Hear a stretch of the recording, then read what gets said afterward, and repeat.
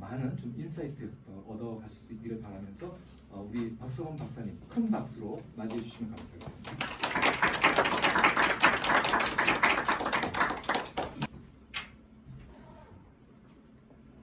예, 서 교수님 감사합니다. 같이 공부했다고 하셨는데 제가 벌써 20년 됐네요. 2006년에 언론사에 이제 기자로 제 지도 교수님이 이제 한국에 오신다 해서 제가 이제 기자로서 인터뷰를 했어요. 미래학이라는 게 엘빈 토플러 정도만 알고 있었는데 그걸 학문으로 가르치신다니까 너무너무 기대가 됐죠. 그래서 제가 인터뷰를 했더니 자기가 하와이 대학 정치학과에서 1970년부터 미래학을 가르치고 또 전 세계 조직인 세계 미래학 연맹의 총장도 하시고 그래서 2시간 동안 제가 인터뷰를 했는데 그냥 혹 빠져서 들었던 것 같아요. 그렇게 신나게 인터뷰를 하고 저도 그때 이제 한 10년 정도 기자를 했는데 이걸 더 해야 되나 고민을 하던 차에 유학을 가기로 생각을 할 때 이제 선생님을 뵈가지고 유학을 결심을 하고 그래서 선생님 제자분들 중에 누가 있나 했더니 이제 서영석 교수님이 계신 거예요. 그 전에 논문도 좋은 것도 많이 쓰시고 그래서 같이 공부하나 했더니 이제 제가 들어갈 바로 직전에 이제 졸업을 하셔서 한국으로 오시고 저는 이제 하와이 대학으로 가고 이미 저보다 먼저 오랫동안 미래학을 공부하시고 또 한 20년이 됐습니다만 미래를 잃고 방황할 때도 서 교수님이 길잡이를 잘 해주셔서 아주 저는 너무너무 사랑합니다. 오늘 제가 7시 한 반 정도까지만 제가 사실 토론을 더 좋아하거든요. 그래서 어떤 질문이나 좋습니다. 청년에 관련된 질문도 좋고 미래학도 좋고 그래서 아니면 한국 사회의 미래에 대해서 얘기를 해도 좋을 것 같고요. 저도 오늘 배우러 왔거든요. 선생님들 안민정책 포럼도 제가 듣기로 30년이 된 데라 유서 있고 또 훌륭하신 분들 많아. 저도 배우러 왔습니다. 또 그런 식으로 토론하면 또 재밌을 것 같습니다. 한 40분 정도만 말씀 좀 드리겠습니다. 제가 이제 창업을 했는데 저 포함 4명이서 지금 이리 뛰고 저리 뛰고 있는데 20대가 2명이에요. 근데 너무 좋은데 진짜 소통하기가 쉽지가 않습니다. 제가 눈치를 어마어마하게 살피는데도 잘 모를 때가 너무 많은 것 같아요. 한국에 하여튼 청년이 없으면 되게 힘들 것 같아요. 제가 이제 미래학회 학회장도 맡고 있는데 미래학회의 최대 미션도 청년을 모집하는 겁니다. 청년이 없는 학회 조직은 그냥 망하는 거라고 생각합니다. 학교도 그렇고요. 그래서 오늘 그 얘기를 좀 해보고 싶은데 제가 하여튼 지금까지 관찰해온 바로는 청년이 한국 사회를 자꾸 떠나는 것 같습니다. 그렇게 되면 저는 그 사회를 전망 공백 사회라고 정의를 하고 싶어요. 전망 공백 사회. 그 얘기를 좀 드리고 싶습니다. 전망 공백 사회는 전망이 없는 거니까 그게 위기라고 볼 수는 없어요. 당장의 위기는 없는 것 같아요. 왜냐하면 현재 잘 돌아가는 거죠. 잘 돌아가는 거고 비전이 없다고 조직이나 사회가 망하겠습니까? 그냥 그런 거죠. 열심히 또 할 일도 많고 바쁘기도 하니까 그렇긴 해서 당장의 위기는 없어 보이지만 사회 구성원들이 미래 방향을 형성하지 못해서 앞으로 나아가지 못하는 상황, 현재 머물러 있는 상황, 고착되어 있는 상황. 그거를 이제 저는 전망 공백 사회라고 하고 그러다 보면 이제 이게 이제 원인과 결과인지 아니면 이게 원인이 돼서 전망 공백 사회가 되는 건지 이거는 논의를 좀 해봐야 되겠습니다만 하여튼 청년들이 사회 진입을 보류한다. 중장년층은 새로운 직무에 도전하는 노력을 하지 않는다. 변화에 되게 다양하게 저항한다. 그 다음에 제도는 변화에 반영을 하지 못한다. 그러니까 이게 이제 제가 생각하는 전망 공백 사회의 네거티브한 측면인 거죠. 근데 한번 생각해 보면 전망을 공유한다는 게 이게 쉬운 건지, 안민정책 포럼의 비전은 뭔가 좀 여쭤보고 싶습니다. 그게 포럼의 회원들하고 잘 공유가 돼 있는 건지, 지금까지 30년 해오셨는데 앞으로 30년 뒤에 안민정책 포럼은 뭐가 될 것인지, 이런 것들이 사실은 비전이고 전망인데, 게다가 또 그 비전을 합의하기가 쉽지가 않은 거죠. 요즘에 그 기업들의 고민들도 보면 월급을 더 줄까 뭐 이런 거보다 어떻게 하면 회사가 추구하는 가치와 직원들이 개개인적으로 추구하는 가치를 일치시킬까, 이게 제일 큰 고민인 것 같아요. 그래서 요즘에 조직 이론 같은 게 굉장히 다시 이제 부각되는 것 같고, 그리고 조직 구성원들도 되게 다양해져, 인종적으로도 다양해지고, 또 같은 20대라고 해서 또 다 다르고, 남녀가 다르고, 20대도 중반이 다르고 후반이 다르고, 그러니까 이게 되게 다양한 가치들을 모아놓은 게 회사인데, 이 회사가 한 방향으로 잘 가려면 우리는 이런 가치를 추구해, 이런 비전이 있어, 이게 잘 공유가 돼야 되고, 거기에 맞춰서 사실은 나날의 의사결정을 해야 되는 거죠. 근데 그게 합의하기가 쉽지가 않은 거죠. 대표적인 예가 한국 사회에 저는 비전이 없다고 봅니다. 2000년대까지는 있었던 것 같아요. 선진국 되자. 그게 있었는데, 그 이후부터는 글쎄요, 우리 사회 비전이 뭔지 잘 모르겠습니다.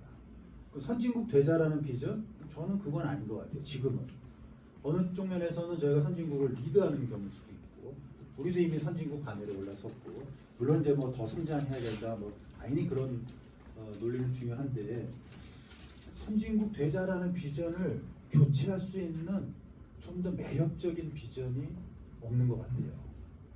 그러다 보니 이제 문제가 뭐냐면, 여전히 한국 사회를 생존 경제 사회라고 얘기합니다. 제가 나중에 다시 그 태클을 좀 걸겠습니다만, 무슨 소리야, 무슨 고상한 고매한 얘기 하지 마, 생존 경영이 중요해, 이걸로 지금 다시 회귀하는 것 같아요. 안민정책 포럼에 어떤 분들이 강의하셨나 보니까 작년 초에 대선 직전에 이준석 후보도 그때 오셔가지고 말씀하신 거 제가 스크립트도 보고, 여기 오기 전에 이제 안민정책 포럼 뭘 했나 이제 공부도 하는 차에 봤는데, 당당하게 그렇게 얘기하시더라고요. 생존 경쟁이 가장 중요하다. 그러니까 이준석 의원의 비전은 생존 경제인 거죠. 그거에 저처럼 이제 50대 이상은 긍정하는 측면이 있거든요. 긍정하는 측면이 있고, 제가 심심해가지고 올해 10대 그룹 회장님들 연두 뭐 세미나 CEO들 의견들 있잖아요. 회장님들 무슨 발언을 하셨다고 봤더니 키워드가 생존인 것 같아요. 그래서 이제 제가 그런 측면에 이해는 하는데, 청년들이 생존 경쟁을 대한민국의 목표로 둔다, 비전으로 둔다면 동의하지 않을 것 같습니다. 제가 오늘 여기 청년분들도 계시는 것 같은데 좀 여쭤보면 더 좋을 것 같습니다만, 그런 비전으로는 한국의 미래 세대들을 이끌어가기는 좀 부족해요. 의미는 알겠는데, 그래서 전망을 만들기도 쉽지가 않고 또 공유하기가 또 쉽지가 않다, 이런 거죠. 그러면 이제 어떤 사회가 미래 방향에 좀 합의할까? 역사적으로 보면 전쟁 직후, 그죠? 이건 뭐 복구죠, 회복인구, 뭐 누구도 토를 달지 않을 겁니다.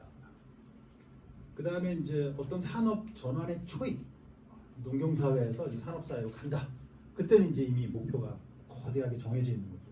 전환이라는 목표. 사실 저희 에너지 전환도 되게 중요한 목표입니다만, 그런 산업 전환의 초입에는 전망이 좀 잘 공유되는 것 같아요. 그 다음에 이제 코로나19 같이 외부 충격이 또 빵 하고 때리면은 사회가 단기적으로 잘 뭉치는 것 같습니다. 이럴 때는 이제 사회가 미래 방향에 좀 합의를 하는데 합의하지 못하는 사회는 여러 가지 경우가 있는 것 같아요. 여러 가지 경우가 있는 것 같아요. 이게 합의하기 힘들 정도로 복잡성이 증가할 때. 예컨대 1970년대 미국. 그때 그때 하여튼 미국의 갖은 히피족부터 시작해서 여성운동, 페미니즘, 또 하여튼 인권운동, 하여튼 그런 다양한 그 중에 목소리들이 막 터져나오고